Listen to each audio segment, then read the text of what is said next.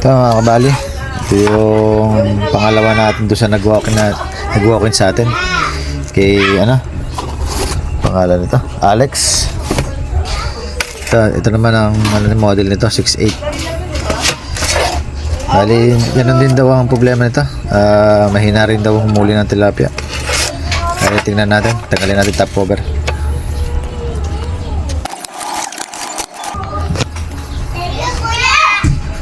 So mga kabali, hindi muna natin tetestingin. Bali, may kalawang yung isang resistor natin. Putol na yan.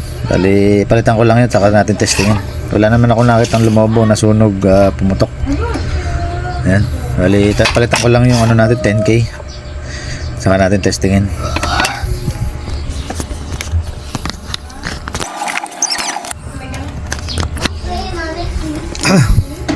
Ito mga kabali, napalitan na natin yung 10K na resistor natin. Testing tayo. Test valve lang muna. Natin kung andar. Taon ka na. Yan, tumutunog. Testing natin, direct natin. Pa-load lang sa ating 1K. Nagayawan ko na. Ayaw. Ayaw talaga. Pero pag dito nawala rin. Para naman dito lang sa sakit. Sige natin mali.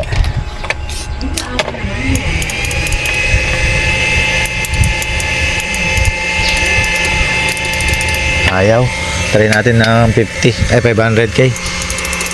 Ayaw talaga. Ayan, maandar, mahina lang. Nakasagad dyan. Ayan, mahina. Try natin palitan ng malakasan. Tingnan natin kung lalakas. Lakasan. Ha?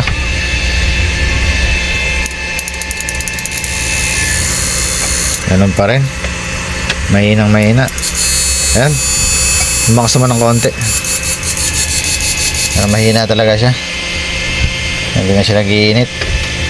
Bali, check na lang ako ng parts dito kung bakit siya mahina. Baka yung capacitor mahina na. Saka yung mga resistor natin dito. Bali, ayusin ko lang. Palitan ko. Checking ko pala.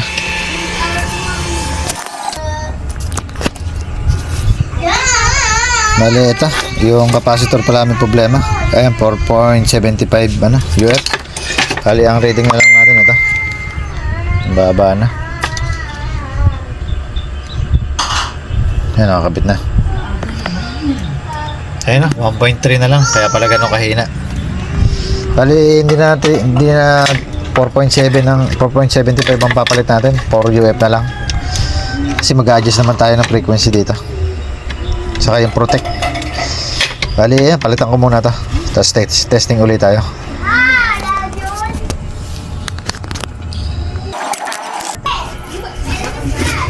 So mga kabali, napalitan na natin yung capacitor niya. Testing muna tayo. Tingnan natin kung may tama yung lakasan niya. Test valve muna tayo. Ito ko na. Lulo ko pa yung natin.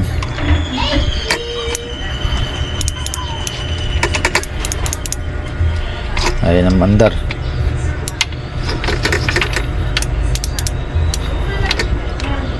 Ayan rin, pindutan na rin.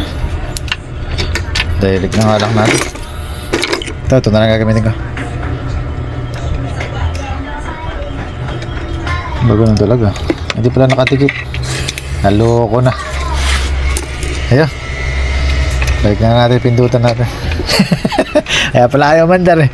Halita ko na. Ayaw talaga. Ayun. At may tunog na. Ayan natin. Direct na natin ito. Ayan. Bali naka 1K lang tayo. Testing natin.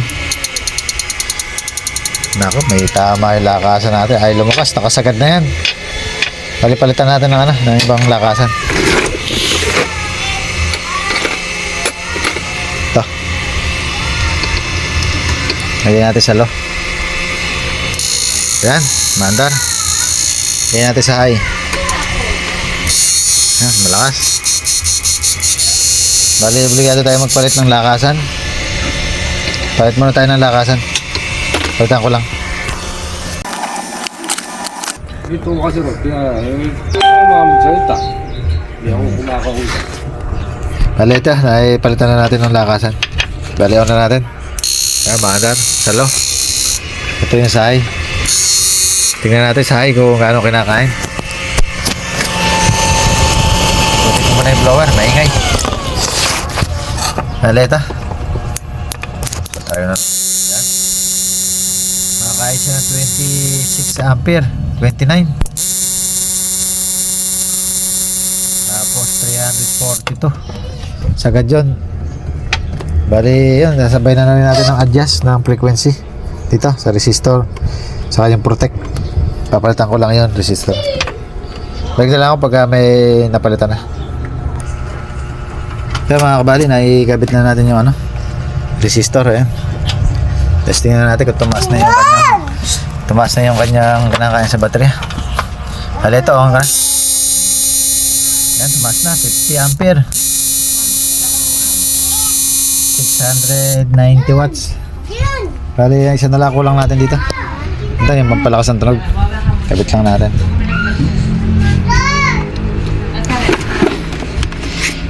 Kabit.